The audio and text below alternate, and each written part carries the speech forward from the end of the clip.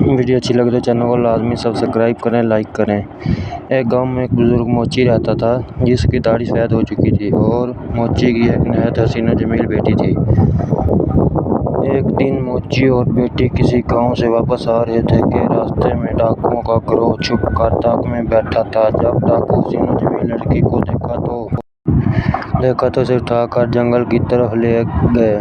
بیچارے موچی نے اپنی بیٹی کو بچانے کی بہت کوشش کی مگر ایک ظالم ڈاکو نے اس کے سر پر وار کیا اور زخمی کر کے بے ہوش کر دیا۔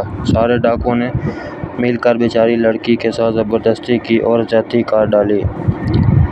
عین اسی وقت جب وہ لڑکی کی عزت کے ساتھ کھیل رہے تھے، ایک قاضی صاحب بہت بڑے قافلے کے ساتھ وہاں سے گزرے تھے۔ جب ڈاکوؤں نے قاضی اور اس کے قافلے کو دیکھا تو ان کے پیروں تلے زمین نکل گئی، کیونکہ انہیں معلوم تھا کہ اگر قاضی صاحب کے کسی سپاہی نے اس موچی کو دیکھ لیا تو وہ ہمیں ڈھونڈ کر مار ڈالیں گے۔